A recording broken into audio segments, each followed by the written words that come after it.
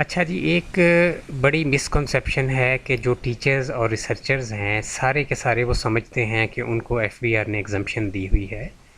तो ऐसा नहीं है बिल्कुल भी। ये ख़ास कैटेगरीज़ हैं जिसके टीचर्स और रिसर्चर को एफबीआर ने एग्जम्पशन दी हुई है टैक्स के अंदर। तो हम इस वीडियो में इसी टॉपिक को कवर करेंगे। इसमें देखें 25% एग्जम्पशन है, और इसके लिए पहली कंडीशन ये है कि जो बंदा होगा वो फुल टाइम टीचर या रिसर्चर हो। ठीक है जी, पहली कंडीशन क्या है? फुल टाइम टीचर या रिसर्चर हो। पार्ट टाइम वाले और विजिटिंग वाले तो वैसे ही इसमें इंक्लूडेड नहीं हैं, चाहे वो टीचर हों या रिसर्चर हों। ठीक है जी। और उसके बाद दूसरी कंडीशन ये है कि जो चार नीचे इदारे दिए गए हैं, मुख्तलिफ जो इंस्टीट्यूट्स हैं, इनके जो मुलाजमीन हैं सिर्फ उसमें जो टीचर्स और रिसर्चर्स हैं वो इस फैसिलिटी को अवेल कर सकेंगे। मसलन किसी भी नॉन प्रॉफिट एजुकेशन या रिसर्च इंस्टीट्यूशन के टीचर्स और रिसर्चर्स जो कि एचईसी से रिकग्नाइज्ड हो। ठीक है जी, यानी कि ये जो नॉन प्रॉफिट एजुकेशन या रिसर्च इंस्टीट्यूट है एचईसी से रिकग्नाइज्ड होगा, तो इसके टीचर्स और रिसर्चर्स जो हैं उनको एग्जम्पशन मिल सकेगी। उसके बाद जनाब, बोर्ड ऑफ एजुकेशन में जो लोग टीचर्स हैं या रिसर्चर्स हैं और बोर्ड ऑफ एजुकेशन का एचईसी से रिकग्नाइज्ड होना अगेन ज़रूरी है, तब एग्जम्पशन मिलेगी। अच्छा, यूनिवर्सिटी मुलाजमीन, इसमें प्राइवेट यूनिवर्सिटीज़ भी आ जाएंगी और गवर्नमेंट यूनिवर्सिटीज़ भी आ जाएंगी जो कि एचईसी से रिकग्नाइज्ड हैं, और उसमें यूनिवर्सिटी मुलाजमीन में सिर्फ टीचर्स और रिसर्चर्स, अगेन सारे क्लरिकल स्टाफ वगैरह शामिल नहीं होगा। Government training and research institute के अंदर काम करने वाले टीचर्स और रिसर्चर्स। अब देखें यहाँ पे हर किस्म की कैटेगरी, अब जो है देखें, एक प्राइवेट स्कूल टीचर है वो इसमें फॉल नहीं करता। ठीक है, एक प्राइवेट कॉलेज टीचर है वो भी इसमें फॉल नहीं करता, उसको भी ये एग्जम्पशन नहीं मिलेगी। फिर एक सरकारी स्कूल टीचर है उसको भी ये एग्जम्पशन नहीं मिलेगी। ठीक है जी। और एक सरकारी कॉलेज टीचर है उसको भी ये एग्जम्पशन नहीं मिलेगी, क्योंकि आप इस कैटेगरी के अंदर फॉल अगर करेंगे तो आपको एग्जम्पशन मिलेगी। अब ये गवर्नमेंट ट्रेनिंग के जो इंस्टीट्यूट्स हैं, जिस तरह टेप्टा है और इंस्टीट्यूट्स हैं, और रिसर्च के जो इंस्टीट्यूट्स हैं, जिस तरह स्पेस के बारे में कोई रिसर्च हमारी जो इंस्टीट्यूट कर रहा है एक पर्टिकुलरली, तो इस तरह के जो इंस्टीट्यूट्स हैं उनके अंदर टीचर्स और रिसर्चर्स जो हैं वो अवेल कर सकेंगे। बट बाकी जो नॉर्मल जो है कैटेगरी है वो इसमें फॉल नहीं करती। ये स्पेशल कैटेगरी के लोग हैं जिनको ये बेनिफिट दिया गया है। तो आम कैटेगरी वाले काइंडली इसमें उलझा ना करें, परेशान ना हो आप लोग, आपके लिए ये फैसिलिटी है ही नहीं है। ये डाटा सारे का सारा एफबीआर से लिया गया है, एफबीआर के नोटिफिकेशन से।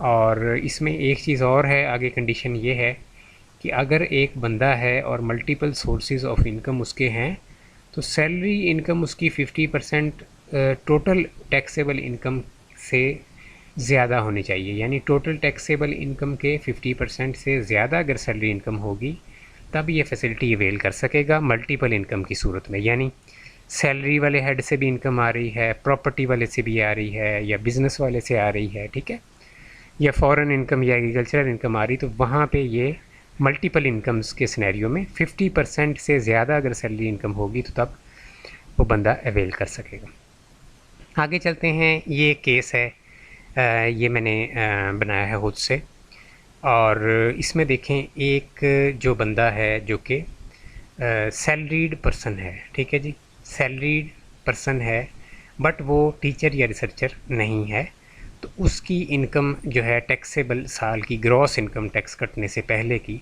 29,40,000 रुपये है। और इसमें अब इसको टैक्स चार्जेबल 2023 का जब हम रिटर्न फाइल करते हैं तो उसके अंदर इसका जो टैक्स चार्जेबल है वो इस टीचर, नॉन टीचर या रिसर्चर का वो बनता है जनाब इसका 2,73,000। ठीक है जी, 2,73,000 एक नॉर्मल सैलरीड पर्सन को टैक्स जो है वो चार्जेबल है 29,40,000 की टैक्सेबल इनकम के ऊपर। ठीक है जी, ये आप चेक कर सकते हैं खुद से अमाउंट पुट करके रिटर्न के अंदर।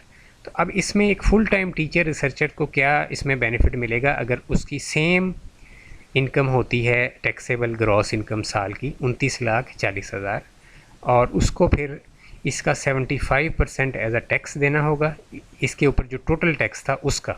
ठीक है, यानी टोटल टैक्स कितना था? 2,73,000।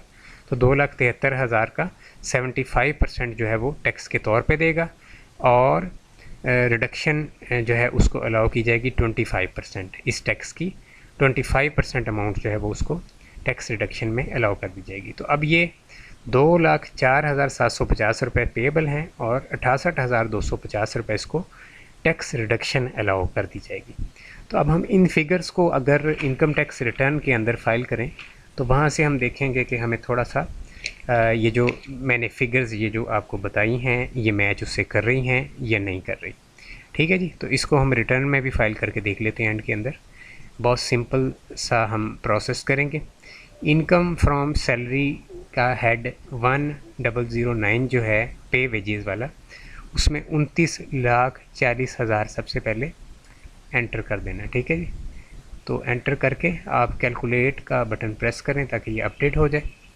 और उसके बाद जनाब आप टैक्स चार्जेबल पेमेंट्स में जाएंगे और उसके अंदर आप जनाब रिडक्शन जो है उस पे पहले हम जाते हैं कि रिडक्शन हमें कितनी अलाउड है।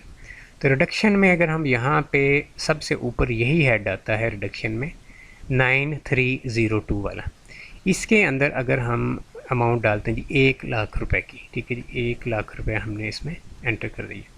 कैलकुलेट का बटन प्रेस करते हैं तो ऑटोमेटिकली इसको कम कर देगा। ठीक है, ये देखें ये कह रहा है कि सिर्फ आप 68,250 रुपये अवेल कर सकते हैं, ज़्यादा आप अवेल नहीं कर सकते क्योंकि आपका जो टैक्स चार्जेबल है उसका 1/4 या 25% 68,250 रुपये ही बनता है। ठीक है जी, तो अब आप इसके बाद जो नेक्स्ट स्टेप है वो ये है कि एडजस्टेबल टैक्स में जितना आपका टैक्स आपके एम्प्लॉयर ने काटा है वो लिखेंगे। ठीक है जी, ये भी मैं साथ कवर कर रहा हूँ ताकि इसमें देखें एडजस्टेबल टैक्स के अंदर ऊपर ही आ जाता है सैलरी वाला हेड, ज़्यादा नीचे जाने की ज़रूरत नहीं है।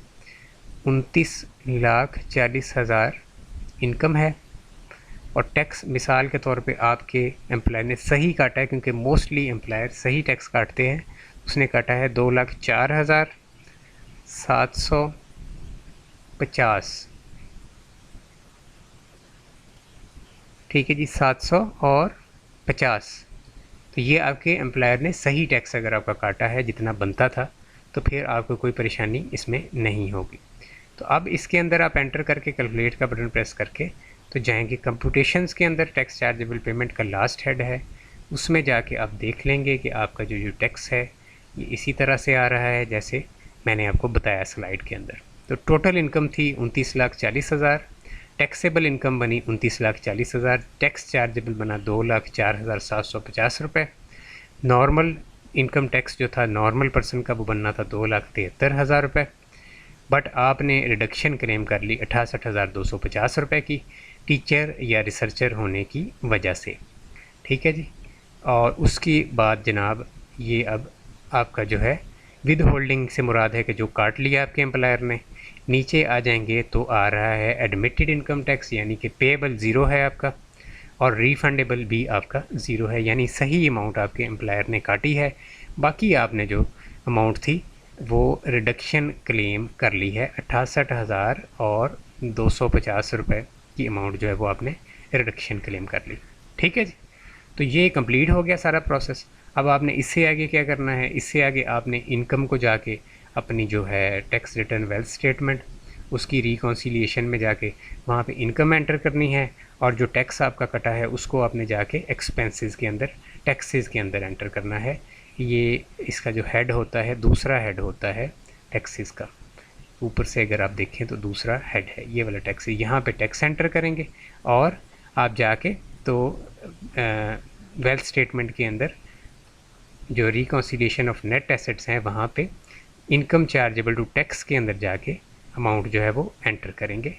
इसका कोड जो है अगर मैं यहाँ पे इसमें कवर कर सकूँ, income declared subject to normal tax 7,031 में आप जाके अपनी ग्रॉस इनकम एंटर करेंगे। ठीक है जी, टैक्स कटने से पहले की इनकम। तो ये मैंने आपको कंप्लीट प्रोसेस जो है वो गाइड कर दिया है इस वीडियो के अंदर। राइट जी।